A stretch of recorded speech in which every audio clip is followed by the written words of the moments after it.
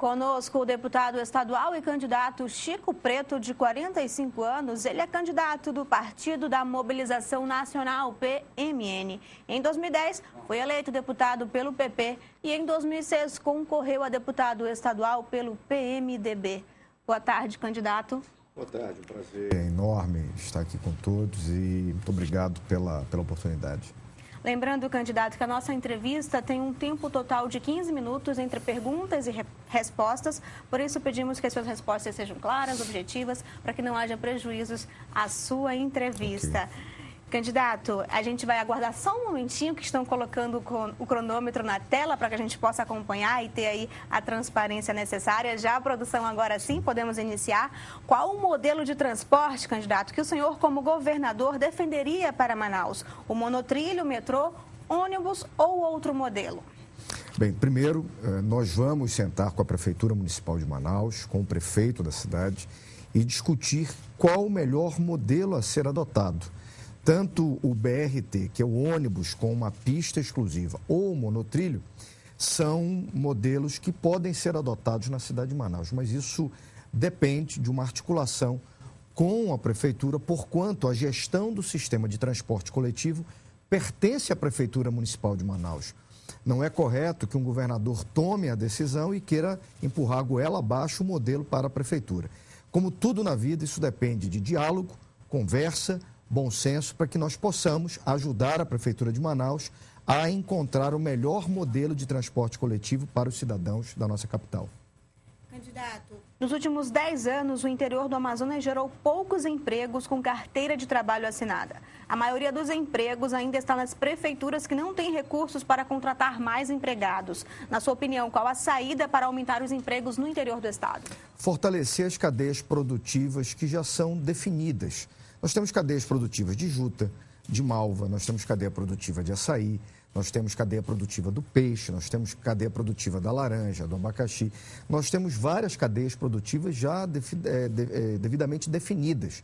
E o que nós precisamos fazer e vamos fazer no nosso governo é aumentar o investimento no setor primário do governo do estado do Amazonas, porquanto nos últimos anos esse investimento sequer chega a 1% das receitas tributárias do Estado. Não chegam a 90 milhões de reais por ano.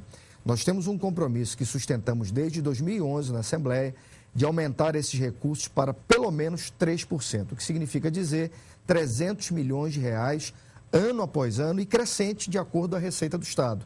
A receita do Estado cresce, os 3% também propiciam um aumento da receita que vai ser investida no setor primário para que nós possamos gerar emprego, renda e mais ocupação, além disso que você está dizendo, que realmente as ocupações são geradas pelas folhas de pagamento das prefeituras.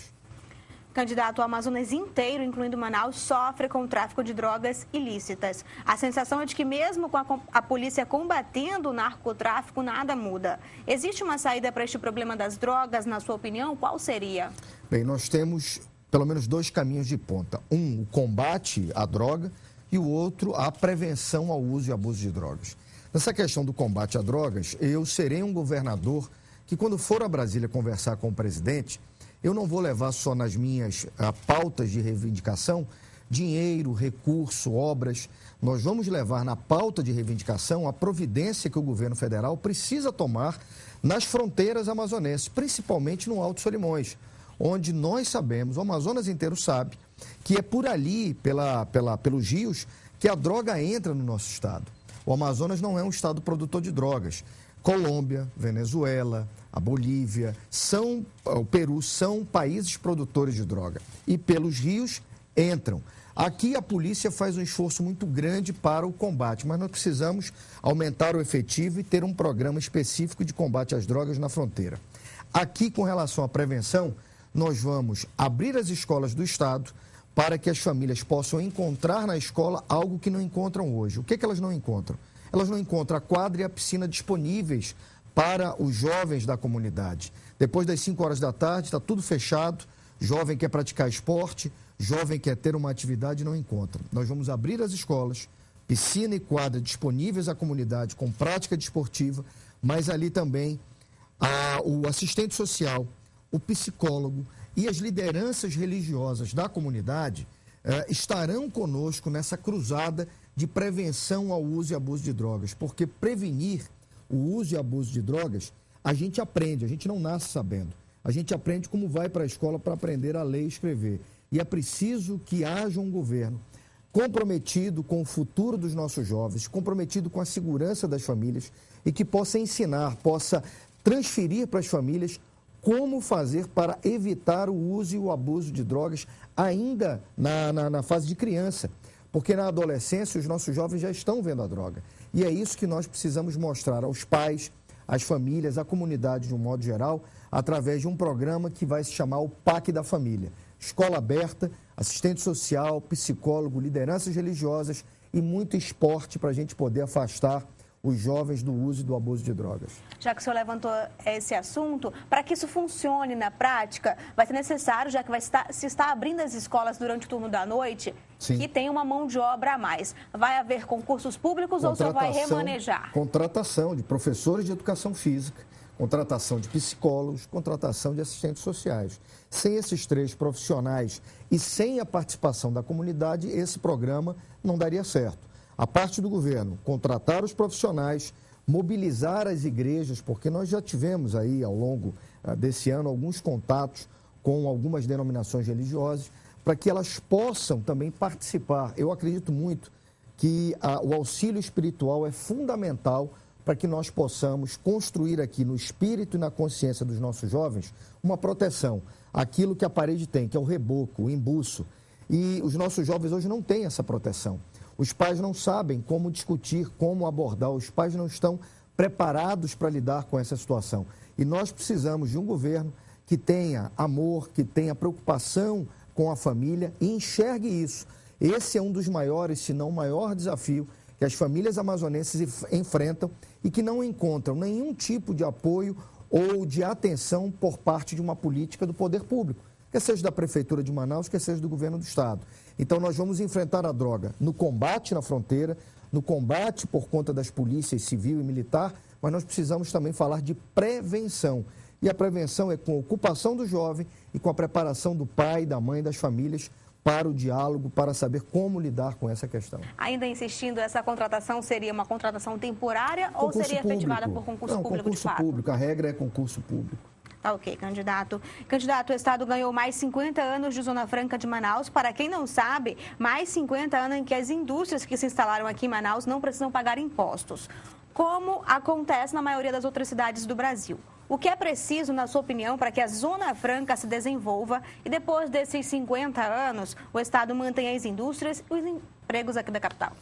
Vou voltar àquela questão. Nós precisamos desenvolver o interior do Estado. Então, toda a riqueza que a Zona Franca de Manaus gerou através de tributos que foram arrecadados pelo governo do Estado, precisam ter um programa, uma ação diferenciada para o interior do Estado do Amazonas. Isso é fundamental. Quem tem que desenvolver o interior não é a Zona Franca, é o governo do Estado que arrecada impostos da Zona Franca. Nós vamos fazer isso. Mas aqui, pensando nos próximos 50 anos, nós precisamos construir outros segmentos de desenvolvimento. A biotecnologia é algo que está parado há anos. Lembrando, nós tivemos um ex-governador que foi governador por 8 anos, amigo do Lula, líder da Dilma e não conseguiu destravar o CBA, o Centro de Biotecnologia da Amazônia está aí parado e nós não conseguimos produzir nem remédios, nem cosméticos aqui na Zona Franca. O atual governo também não ligou para o assunto. Então, biotecnologia foi um discurso bonito, mas de pouca ação nas mãos desses senhores. Nós vamos enfrentar a questão da biotecnologia e destravar para valer o CBA, porque o CBA, a mola propulsora que vai nos levar a atrair aqui para o Distrito Industrial indústrias como uma Natura, como um Boticário, como fábricas de fármacos, remédios. Nós temos os princípios ativos da floresta, nós temos as patentes produzidas pelo CBA, mas nós não temos sequer a definição do modelo de gestão do CBA. O CBA não tem CNPJ ainda, que é o Cadastro Nacional de Pessoas Jurídicas. Não há uma definição do modelo. Por isso, aquele, até hoje, elefante branco, encravado no distrito, porque não houve interesse dos governos passados para destravar o CBA e tornar a biotecnologia de verdade um segmento de desenvolvimento econômico para a Zona Franca de Manaus, aproveitando os incentivos que aqui nós podemos dar para atrair empresas que se interessem na produção de cosméticos e fármacos. Candidato, o seu partido ele é minoria, tanto na Assembleia quanto também no Senado. Como que o senhor vai fazer na questão da governabilidade para manter à frente aí propostas e discussões a respeito do Amazonas? Eu venho do parlamento, 10 anos vereador, 8 anos deputado. Eu sei como dialogar, sei como conduzir as questões dentro do parlamento. Fui eleito algumas vezes líder da bancada majoritária, fruto exatamente dessa capacidade de diálogo, de convergência, de transigência na hora certa, para que nós possamos construir o quê? Acordos, ideias comuns, a fim de que nós possamos levar a aprovação de projetos até o final e, a partir daí, construir as soluções que são necessárias. Então, não haverá, da minha parte, nenhuma, pelo fato do meu partido ser minoria, ou até mesmo a possibilidade de não eleger nenhum deputado, nós não teremos dificuldades no diálogo com a Assembleia, bem como com outros poderes. Os poderes são harmônicos e independentes e a minha experiência, a minha maturidade vai me permitir conduzir isso da melhor maneira possível. O senhor acredita que os números de representantes na Assembleia e na Câmara estão bons ou precisam aumentar? Olha, essa é uma questão que cabe ao Tribunal Superior Eleitoral cumprir efetivamente a Constituição. A representação de um Estado, ela é proporcional à sua população.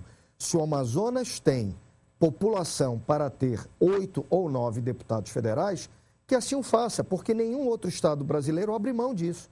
Por que seríamos nós a abrirmos mão dessa condição?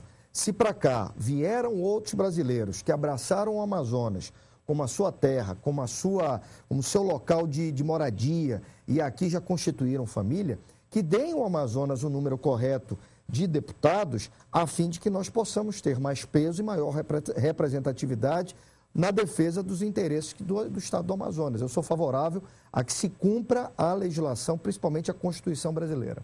Candidato, para encerrarmos, eu gostaria que o senhor dissesse para quem está em casa nos acompanhando qual é a diferença do senhor, a diferença que o senhor considera, na verdade, o seu diferencial aí entre o senhor e os seus outros concorrentes ao governo. Pois bem, nessa campanha muito se fala de saúde, de educação, de infraestrutura, de segurança e se fala dos compromissos que os candidatos assumem para com o povo do Estado do Amazonas. E você pode estar se perguntando, sim, mas por que eu votaria no Chico Preto? O que ele tem diferente? Eu sou ficha limpa. Eu peço a você que, nesse momento, pesquise o meu nome na internet. Deputado Chico Preto é acusado de. Verifique se eu sou acusado de alguma coisa. Agora, faça isso também com os demais candidatos. Esse é o meu cartão de visita. Eu tenho 18 anos de vida pública, já fui ordenador de despesa, já administrei dinheiro público, mas não respondo a nenhum processo de desvio de dinheiro, de envolvimento com licitação fraudulenta, com nada. Então, esse é meu maior cartão de visita, poder dizer para você que o dinheiro que é destinado à segurança, à saúde, à infraestrutura, verdadeiramente vão cumprir o seu papel. Cada centavo aplicado na melhoria desses serviços públicos, porque você merece, acima de tudo, respeito na administração do dinheiro que é do povo do Amazonas. É por isso que nós estamos aqui colocando a nossa candidatura e pedindo que no dia 5 de outubro, você que quer renovação para valer, não pode continuar votando nos mesmos candidatos. Renovação significa ter coragem de mudar o voto e acreditar num Amazonas que merece muito mais. Meu número é 33, meu nome é Chico Preto e eu conto com você que acredita nessa renovação no Estado do Amazonas. Candidato, ainda temos ali 12 minutinhos de entrevista para a gente encerrar de fato. Eu gostaria que o senhor dissesse para a gente aí como o senhor vê, já que na próxima segunda-feira teremos aí o debate para os candidatos ao governo do Estado, como todas as emissoras vêm fazendo, mas a Record News vai trazer também o debate ao Senado, né? Os candidatos ao Senado vão estar aqui para se encontrar e debater as melhores propostas. Como o senhor vê essa iniciativa de não só o governo, mas também o Senado apresentar propostas? Uma iniciativa meritória, algo que pode ser copiado, pode ser feito, poderia ter sido feito também por outras emissoras, mas a Record News ela dá um belo exemplo de preocupação com a representação. Vejamos, é no Senado da República onde os estados se igualam. Se o Amazonas tem um número bem menor, por exemplo, que São Paulo, nós temos 8 deputados federais, São Paulo tem 70. Mas no quesito de senadores, nós temos 3, São Paulo tem 3. É ali que os estados encontram o seu equilíbrio. E é fundamental que se faça exatamente uma comparação dos candidatos ao Senado da República para que a população possa escolher aquele que tem uma trajetória, que tem um preparo suficiente para representar o Amazonas em Brasília. De igual modo, a vontade da Record News de fazer mais um debate para o governo do Estado. Eu queria que tivesse um debate, era todo dia para o governo do Estado.